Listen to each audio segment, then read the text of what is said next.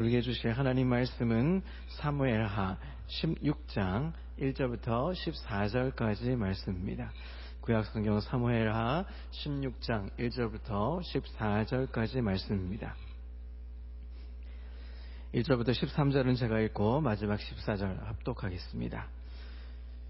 다윗이 마루터걸 조금 지나니 무비보셋의 종 시바가 안장 지운 두 나귀에 떡 200개와 건포도 100송이와 여름과일 100개와 포도주 한 가죽 부대를 싣고 다윗을 맞는지라. 왕이 시바에게 이르되 내가 무슨 뜻으로 이것을 가져왔느냐 하니 시바가 이르되 나귀는 왕의 가족들이 타게 하고 떡과 과일은 청년들이 먹게 하고 포도주는 들에서 피곤한 자들에게 마시게 하려 함이니이다. 왕이 이르되 내 주인의 아들이 어디 있느냐 하니 시바가 왕께 이르되 예루살렘에 있는데 그가 말하기를 이스라엘 족속이 오늘 내 아버지의 나라를 내게 돌리리라 하나이다 하는지라. 왕이 시바에게 이르되 무비보셋에게 있는 것이 다 내 것이니라 하니라. 시바가 이르되 내가 절하나이다. 내 주 왕이여 내가 왕 앞에서 은혜를 입게 하옵소서 하니라. 다윗 왕이 바후림에 이르매 거기서 사울의 친족 한 사람이 나오니 게라의 아들이요 이름은 시므이라. 그가 나오면서 계속하여 저주하고 또 다윗과 다윗 왕의 모든 신하들을 향하여 돌을 던지니 그때 모든 백성과 용사들은 다 왕의 좌우에 있었더라. 시므이가 저주하는 가운데 이와 같이 말하니라. 피를 흘린 자여 사악한 자여 가거라 가거라. 사울의 족속의 모든 피를 여호와께서 내게로 돌리셨도다. 그를 이어서 내가 왕이 되었으나 여호와께서 나라를 내 아들 압살롬의 손에 넘기셨도다. 보라 너는 피를 흘린 자이므로 화를 자초하였느니라 하는지라. 스루야의 아들 아비새가 왕께 여짜오되 이 죽은 개가 어찌 내 주 왕을 저주하리이까. 청하건대 내게 건너가서 그의 머리를 베게 하소서 하니 왕이 이르되 스루야의 아들들아 내가 너희와 무슨 상관이 있느냐. 그가 저주하는 것은 여호와께서 그에게 다윗을 저주하라 하심이니 내가 어찌 그리하였느냐 할 자가 누구겠느냐 하고 또 다윗이 아비새와 모든 신하들에게 이르되 내 몸에서 난 아들도 내 생명을 해하려 하거든 하물며 이 베냐민 사람이랴. 여호와께서 그에게 명령하신 것이니 그가 저주하게 버려두라. 혹시 여호와께서 나의 원통함을 감찰하시리니 혹은 오늘 그 저주 때문에 여호와께서 선으로 내게 갚아 주시리라 하고 다윗과 그의 추종자들이 길을 갈 때에 시므이는 산비탈로 따라가면서 저주하고 그를 향하여 돌을 던지며 먼지를 날리더라. 함께 읽습니다. 왕과 그와 함께 있는 백성들이 다 피곤하여 한 곳에 이르러 거기서 쉬니라. 아멘. 할렐루야. 오늘도 하나님의 은혜와 평강이 삶에 넘치시기를 그리스도의 이름으로 소망합니다. 하나님은 흙으로 인간을 만드시고 그의 생명을 불어넣어 주셔서 사람을 완성하셨습니다. 사람이란 뜻은 살아있다라는 뜻이죠. 몸과 생명이 분리되면 그것은 사람이 아니고 사망, 죽은 자라는 것입니다. 그리고 스스로 어떤 일을 생각하고 결정하고 행동할 수 있도록 자유의지를 우리에게 주셨습니다. 하나님은 사람들이 생각하고 꿈꾸고 목표를 세우고 행동하는 대로 이루어 주십니다. 그것이 바로 하나님께서 사람에게 주신 자유의지를 주신 이유입니다. 아무리 하나님의 뜻대로 살고 싶다고 고백하고 기도하고 다짐을 해도 내가 꿈을 꾸지 않으면 하나님은 나를 쓰시지 않는 것입니다.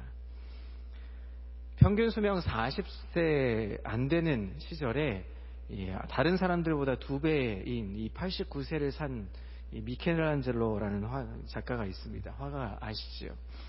이 화가가 이런 말을 했습니다. 우리의 꿈이 너무 높아서 거기에 이르지 못하는 것보다 그것이 너무 낮아서 쉽게 꿈을 이루는 것이 우리 모두에게 더 큰 위험이다 라고 말을 했습니다.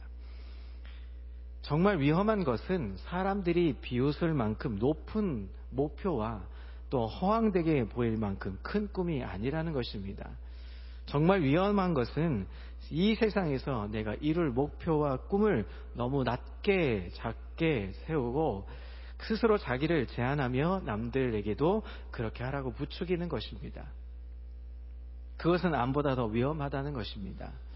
하나님의 뜻대로 쓰임을 받고 싶다고 그냥 감나무에서 감이 떨어지기를 기다리지 말고 큰 목표와 그리고 꿈을 꾸실 수 있는 저와 여러분 되시기를 소망합니다.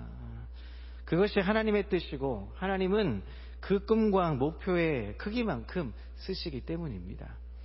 그리고 실제로 그 꿈을 목표로 향해서 출발해 보십시오. 그러면 하나님께서 길을 열어주실 것입니다. 여러분이 고난에 빠져 있는데 비웃고 비난하고 저주하는 사람들이 있다면 여러분 어떤 반응을 하실 수 있겠습니까?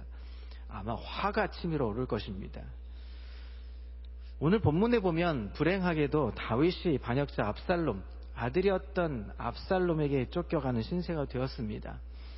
이때 설상가상 시므이라는 사람이 나타나서 다윗을 향해서 돌을 던지고 먼지를 날리며 저주를 퍼붓습니다.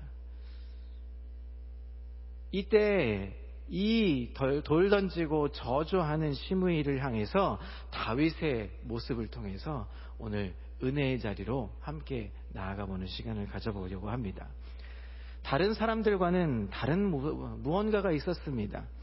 똑같거나 평범하지는 않았습니다. 하나님의 조건을 철저히 인정하고 있는 다윗의 모습을 볼 수 있습니다. 한평생 은혜롭고 좋은 사람만 만나기란 쉽지 않은 것이죠. 그리고 나를 좋아하고 내가 좋아하는 사람만 만날 수는 없는 것이죠.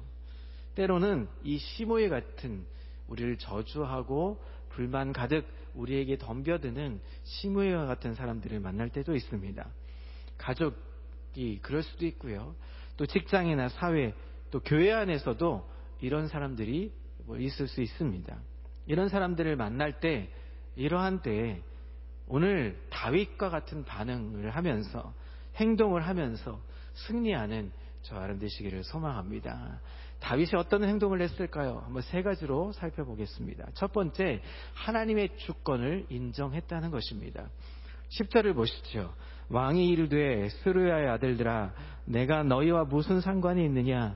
그가 저주하는 것은 여호와께서 그에게 다윗을 저주하라 하심이니 내가 어찌 그리하였느냐 할 자가 누구겠느냐 하고, 이 사울왕의 친족 시므이가 피난 가는 다윗을 따라오면서 돌을 던지고 저주를 퍼부을 때에 아비새라는 신하가 시므이를 향해서 이 죽은 개가 어찌 내 주 왕을 저주하리까? 청하건대 내가 건너가서 그의 머리를 베어서 베개로 삼게 하소서라고 그렇게 이 충성을 맹세를 합니다.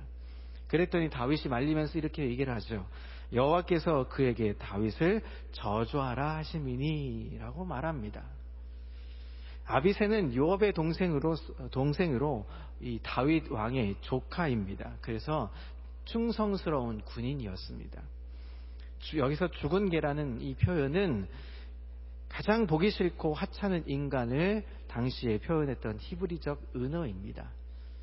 다윗의 생각과 아비새의 생각이 본질적인 것은 다른 것이었습니다. 시므이와 악독한 저주를 퍼붓고 있는 시므이 그에게 신앙 안으로 받아들이고 있는 다윗의 모습을 보고 있는 것입니다. 다윗은 지금 아들 압살롬의 반역을 그리고 더군다나 시므이까지 저주를 퍼붓는 모습을 받아들이면서 이것은 결코 우연한 것이 아니라 하나님의 징계로 인정하고 있는 것입니다.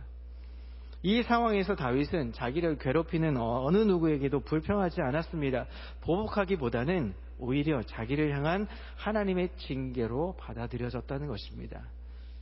사람이 하는 일이 아니고 하나님이 하시는 일로 받아들인 것입니다. 모든 것이 하나님의 주권을 철저히 인정하고 사건을 통해서 들려주시는 하나님의 음성이라고 받아들여졌던 것입니다. 사랑하는 성도 여러분, 우리가 기도하는 목적이 무엇입니까? 내 안에서 혹은 우리가 사는 이 땅에서 하나님의 뜻이 이루어지도록 하기 위한 것입니다. 그래서 우리는 기도하는 것이죠. 하나님을 거역하는 악한 자들의 뜻이 아니라 하나님의 뜻이 이루어지기를 기도하는 것입니다. 연약하고 한없이 모자라는 내 뜻이 아니라 하나님의 뜻이 이루어지기를 기도하는 것이라는 겁니다. 여러분, 미국의 남북전쟁 때 이 아브라함 링컨 대통령은 이 남군의 명장이었던 리 장군의 전략에 계속 어려움을 겪고 있었습니다. 그때 링컨과 교회 지도자들이 모여서 이 북군을 위해서 기도하는 기도회가 열렸습니다. 모인 사람들 가운데 한 사람이 이렇게 말합니다. 이럴 때 하나님이 확실히 우리 편이시라면 얼마나 좋을까요? 그러자 링컨이 이렇게 대답을 합니다. 목사님, 하나님께 우리 편이 되어달라고 기도하지 말고 우리가 하나님 편이 될 수 있도록 우리 함께 기도합시다. 사랑하는 성도 여러분, 기도는 하나님을 내 편으로 만들고 내 뜻을 따르도록 하는 것이 아닙니다. 내가 하나님의 뜻을 알고 하나님의 뜻을 따라서 하나님의 편에 서는 것임을 분명하게 깨달아야 하는 것입니다. 영적 통찰력을 가지고 있던 이 다윗은 시므이의 저주를 하나님의 징계로 받아들이고 있던 것입니다. 다윗은 철저하게 하나님의 주권을 인정하는 하나님 중심의 사람이었습니다. 그래서 하나님이 다윗을 뭐라고 부릅니까? 하나님 마음에 합한 사람이었다라고 성경은 기록합니다. 부귀영화는 물론 고난까지도 하나님의 주권이라고 생각했던 것입니다. 하나님의 주권을 인정하지 않는 사람들은 교만하고 자기 마음대로 행합니다. 쉽게 분노하고 쉽게 실망하고 포기합니다. 타인의 비방이나 조롱까지도 하나님의 주권이라고 받아들여야 하는 것입니다. 누가 하나님이 하시는 일을 막을 수 있겠습니까? 다만 우리는 믿고 순종할 뿐입니다. 이 세상의 모든 일과 우리 개인의 모든 것 가운데 하나님의 주권을 인정하고 하나님의 음성을 듣고 철저하게 순종하는 이 시대의 다윗과 같은 우리 평강의 성도들 다 되시기를 그리스도의 이름으로 소망합니다. 두 번째, 다윗이 행한 행동은 하나님께 회개한 행동이었습니다. 11절을 보시죠. 또 다윗이 아비새와 모든 신하들에게 이르되 내 몸에서 난 아들도 내 생명을 해하려 하거든 하물며 이 베냐민 사람이랴 여호와께서 내게 명령하신 것이니 그가 저주하게 버려두라. 다윗의 이 아들 압살롬도 자신에게 반기를 들었는데 하물며 사울의 지파 베냐민 출신인 시므이가 자신에게 이 저주하며 한마디쯤 하는 것은 하나님의 징계치고는 대수롭지 않게 아는 것이야 하면서 얼마든지 참을 수 있어 하는 고백인 것입니다. 다윗은 시므이의 저주 속에서 자신의 큰 죄를 보았고 하나님께 회개했습니다. 다윗은 시므이의 저주를 듣고 자신의 죄를 돌아보는 이 영적인 민감성을 가지고 있던 것입니다. 자신이 죄인임을 인정하고 하나님의 음성을 크게 듣고 있었던 것입니다. 다윗의 모습은 타인의 비방과 저주에 대한 반응하는 이 신앙인의 삶이 어떠한 것인지를 우리에게 보여주고 있는 것입니다. 신앙인은 어떤 사람입니까? 신앙인은 세상으로부터 비난을 당할 때 먼저 겸손하고 부드러운 마음으로 자신의 과거를 돌아보고 죄를 회개할 수 있는 믿음의 자세를 가지라고 우리에게 보여주고 있는 것입니다. 무조건 분노하거나 싸우거나 다툰다면 더 이상 성장과 하나님의 은혜는 임할 수 없는 것입니다. 하나님 앞에 철저히 무릎을 꿇고 회개하는 자리로 만들어야 하는 것입니다. 어느 부자가 톱밥이 이 태산처럼 쌓인 곳에 한참을 놀다가 자신이 차고 있던 값비싼 시계를 잃어버렸습니다. 아무리 찾아도 나오지 않자 그 주변에 놀고 있던 사람들에게 시계를 찾으면 내가 그 응당한 보상을 해주겠다고 그렇게 이야기합니다. 그래서 많은 사람들이 몰려들어서 시계를 찾기 시작했습니다. 아무리 톱밥을 뒤져봐도 시계는 좀처럼 찾을 수가 없었습니다. 모두가 지쳐서 찾기를 중단할 즈음에 한 어린아이가 시계를 들고 왔습니다. 이 부자가 어떻게 시계를 찾았는지 물어보았습니다. 그랬더니 이 아이가 이렇게 답을 합니다. 사람들이 다 돌아간 다음에 조용히 귀를 대고 들어봤어요. 그리고는 째깍째깍 소리 나는 곳으로 가보니까 저 모퉁이 쪽에 시계가 있었습니다. 사랑하는 성도 여러분, 시계 소리에 귀를 기울였던 아이의 모습처럼 말씀에 조용히 귀를 기울이고 우리를 찾아오시는 성령님에게 조용히 귀를 기울이면서 다시 오실 주님을 놓치지 않을 수 있기를 그리스도 이름으로 소망합니다. 누구나 칭찬과 축복은 좋아합니다. 아멘 소리도 클 수 있습니다. 그러나 책망과 회개를 좋아하기는 어렵습니다. 그래서 책망과 회개를 통해서 성장하고 거룩해지고 온전한 하나님의 사람으로 거듭나게 되는 것입니다. 회개는 하나님의 은혜가 임하는 것입니다. 회개는 매일 하고 평생 해야 하는 것입니다. 회개할 때 죄사함을 받게 되고 성령의 충만한 은혜와 은사를 받게 되는 것입니다. 강팍한 마음은 회개할 수가 없습니다. 끝까지 회개를 거절하는 것은 성령을 회방하는 용서받을 수 없는 죄를 짓게 되는 것입니다. 사랑하는 성도 여러분, 모든 것을 통해서 하나님의 음성을 듣고 부드러운 마음으로, 겸손한 마음으로 하나님께 회개할 수 있는 이 시대의 다윗과 같은 믿음의 용사들 되시기를 그리스도 이름으로 소망합니다. 세 번째, 다윗의 행동은 하나님의 은혜를 구했습니다. 자, 12절을 보시죠. 자, 이 12절은 되게 중요한 말씀입니다. 자, 함께 12절을 한번 읽어보겠습니다. 시작. 혹시 여호와께서 나의 원통함을 감찰하시리니 오늘 그 저주 때문에 여호와께서 선으로 내게 갚아주시리라 하고. 아멘. 다윗이 사울 가문을 어느 누구도 죽이지 않았음에도 불구하고 사울 가문의 피를 흘린 자라는 이 원통함과 저주를 받게 됩니다. 다윗은 이러한 억울함을 묵묵히 감당하면서 자신에게 가해진 이 과다한 저주를 기억하셔서 긍휼과 은혜를 베풀어 달라고 지금 기도하고 있는 것입니다. 다윗의 억울한 형편을 하나님이 살펴보시고 위기 가운데 반드시 구원해 주실 것이라는 이 담대한 믿음을 12절에 선포하고 있습니다.